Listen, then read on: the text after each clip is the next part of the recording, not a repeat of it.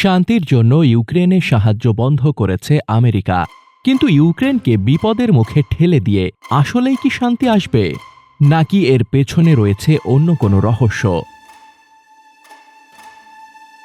যুক্তরাষ্ট্র ইউক্রেনের সাথে খনিজ পদার্থ চুক্তি বা মিনারেল ডিল সাইন করতে চায়।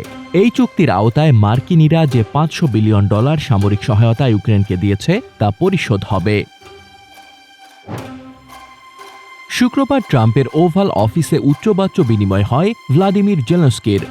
খালি হাতেই পেশাদার কমেডিয়ান জেলেনস্কি ইউরোপ সফরে যান, ইউরোপের নেতাদের সাথে সাক্ষাৎ করেন।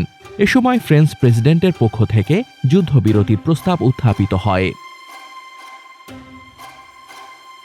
যুক্তরাজ্যের প্রধানমন্ত্রী কিয়ার স্টারমারও স্থায়ী শান্তি প্রতিষ্ঠার কথা বলেন। আর কিছু সময়ের মধ্যেই ট্রাম্প প্রশাসন মিলিটারি এইড স্থগিতের ঘোষণা দেয়। হোয়াইট হাউসের একজন কর্মকর্তা গণমাধ্যমকে বিষয়টি নিশ্চিত করেন। তিনি জানান, শান্তি প্রতিষ্ঠাই মূল লক্ষ্য, তাই যুক্তরাষ্ট্র সাহায্য স্থগিত করছে। কূটনীতিকরা বলছেন, আরও অনেক উপায় ছিল শান্তি প্রতিষ্ঠার। আমেরিকার হাতে অনেক অস্ত্রই ছিল রাশিয়াকে চাপ দেওয়ার, তা না করে উল্টো ইউক্রেনকেই বাধ্য করছে রাশিয়ার সাথে আলোচনার টেবিলে বসার।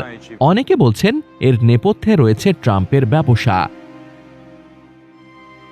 50-50 অংশীদারিত্বে আমেরিকা ইউক্রেন থেকে বিরল খনিজ পদার্থ উত্তোলন করতে চায়, আর যুদ্ধই যদি লেগে থাকে তবে এই উত্তোলন, পরিবহন সহ সকল প্রক্রিয়া বাধাগ্রস্ত হবে। তাই নিরাপত্তার জন্য যুদ্ধ বন্ধ হওয়া গুরুত্বপূর্ণ।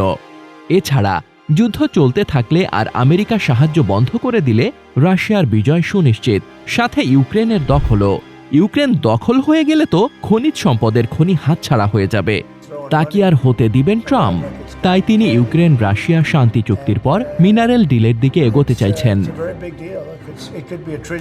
রাশিয়ার প্রেসিডেন্টের মুখপাত্র দিমিত্রি পেসকভ জানিয়েছেন, যদি আমেরিকা সামরিক সরঞ্জাম সরবরাহ বন্ধ করে দেয় অথবা স্থগিত করে, তাহলে সম্ভবত এটি শান্তি প্রতিষ্ঠার পথে সেরা অবদান হবে। অবশেষে জেলেনস্কির সুরও নরম হয়েছে।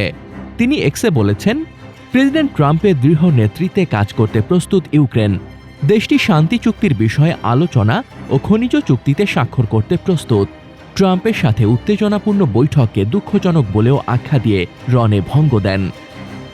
অবস্থা দৃষ্টে মনে হচ্ছে, যুদ্ধ থামানোর জন্য শেষ পর্যন্ত জেলেনস্কিকে ট্রাম্পের চাপের কাছেই নতি স্বীকার করতে হবে।